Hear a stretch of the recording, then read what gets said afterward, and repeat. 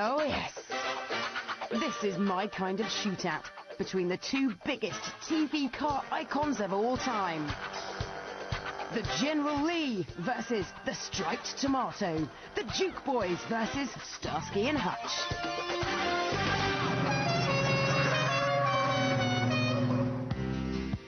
Trouble sure had a way of finding them Duke Boys and their 1969 Dodge Charger RT. Wearing the Confederate flag and named after a leader of the American Civil War, the General Lee was a race car, hence the doors being welded shut. David Starsky's 1974 Ford Gran Torino was unusually attention-grabbing for a cop who spent large amounts of time on stakeouts. It's a little-known fact, but the Ford actually appeared briefly in the first ever episode of The Dukes of Hazzard. But the two have never been raced. Until now. So, two all-American V8s, but which has stood the test of time the best? We'll start with the General Lee.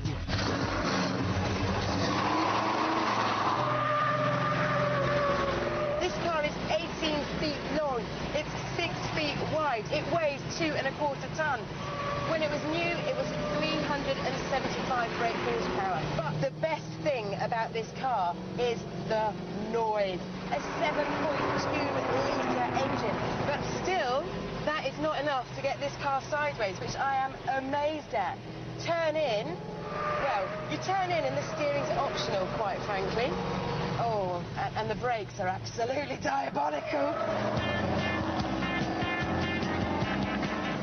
Would be destroyed every episode during filming, so Warner Brothers got through 320 of them, which meant eventually there was a shortage of Dodge Chargers in Southern California.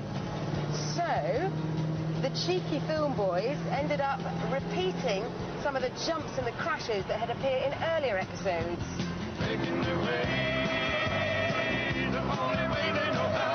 Right, come on, Boss Hog, let's do a fast lap. It says I'm doing 100 miles an hour. I don't quite believe it. Oh my God, brake, brake, brake. I have turned the wheel and the tyres have thankfully come with me. It's such a massive, lolloping lump that I am amazed the Duke Boys didn't get caught more. What was Boss Hog driving? A mule? The General Lee crosses the line in a surprisingly slow 2 minutes 33.59. Will the Ford Gran Torino be any quicker?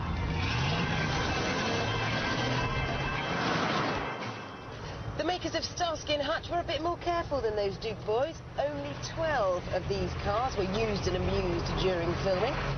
Now, when they did film, they actually changed the gear ratios to give it more oomph out of a corner. How wise they were. Under that long bonnet is a 5.8-litre engine, but it only produces, well, in its heyday, 250 brake horsepower, which isn't very much. This car is 17 feet 6 long, and it weighs 2½ tons. That's 1/4 ton more than the General Lee. When it comes to handling, it's very simple. You turn into a bend, the body dips, you move around a bit, you straighten up, it straightens up, job done. Onto the brakes, I can actually feel them, which is wonderful. And it means I can brake later into the corners when I get to them. Okay, let's see if we can outrun the General Lee on our fast lap. Into the first corner, the throttle's flat out. I'm going to slide down to second gear, turn in. At the first checkpoint, the Gran Torino is 1½ seconds down on the General Lee. I think my cornering speed is similar to that of the General Lee. It just takes me quite a while to get to the corner and to exit the corner. At the chicane, it's 2½ seconds down. I'm gently getting to 60 miles an hour. Starsky and Hutch manages to claw back a second in the final sector, but still crosses the line 1½ seconds slower than the General Lee.